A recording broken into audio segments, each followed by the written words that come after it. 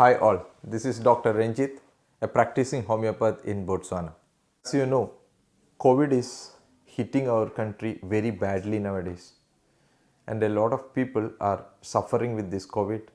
And one of the main problem with this COVID is that most of the people's oxygen saturation goes down very badly, and they are struggling with shortness of breath and low oxygen concentration in the blood. Let me tell you how to do the oximeter reading. Okay, you have to keep the oximeter on the index finger or middle finger. There should be a light on it that should face the lower portion of the finger, and you keep it for 2 minutes. Don't just put the oximeter just like this and take the reading. You have to keep the oximeter around 2 minutes and it will show different readings, and you have to check the two readings and how much it ranges between. You should say between 95 to 98 or 92 to 95. Okay, that is how you read. But in between the process, sometimes it may go down to 75, it may show a reading of 75 or 80.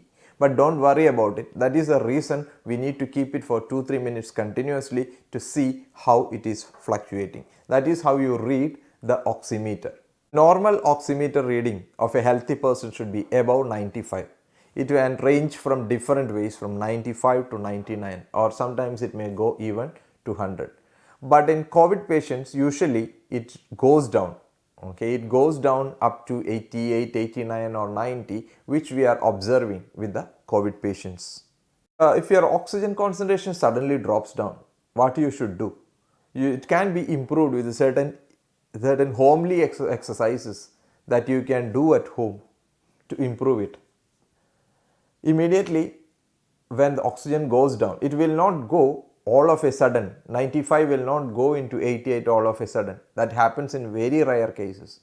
Usually it will slowly it will drop it down from 94 to 94, 94 to 93, 93 to 92. That is how it drops down.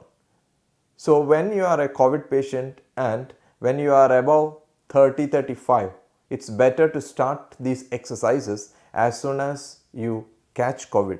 Don't let the oxygens to go down to start these exercises. Two major exercises that you can do at home when the oxygen saturation is low is tapping and proning.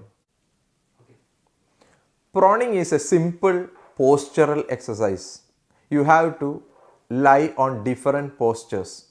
First, you lie on the abdomen.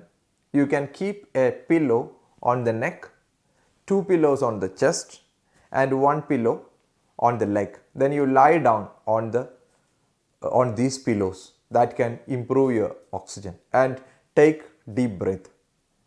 And after 10-20 minutes, turn around and lie on the left side of the body.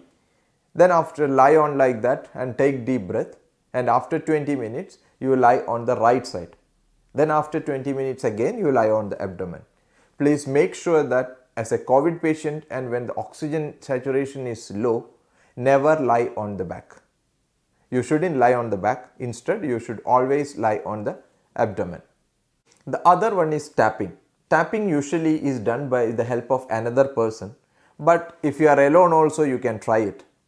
Or if someone is there to help you, lie on the back and ask that person to keep your arm like this in the cup like position, and you start tapping like this with the noise. Lying on the abdomen, you have to tap from both sides to the center, and ask the patient to lie on the back, again tap from the sides to the center, and repeat this. And after tapping 2-3 times, then ask the patient to sit down, and sometimes he may cough and he may take out the phlegm, and after taking out the phlegm he may feel better. And check the oxygen after each tapping and proning. It's not a good idea to wait until the oxygenation is going down, but start these exercises as soon as you get a COVID, or maybe from the first or second day itself, so that the lung can be aerated enough so that you won't get that much of oxygen deprivation. So if you are a COVID patient or someone is having COVID at your home, please make sure that you start these exercises as soon as possible, and especially when the oxygen concentration is going down, make sure that you do this every 15 or 20 minutes interval. And the patient is alone, if the patient is alone at home, make sure that you use these proning positioning techniques in lying down. And the most important thing is that never ever lie on the back.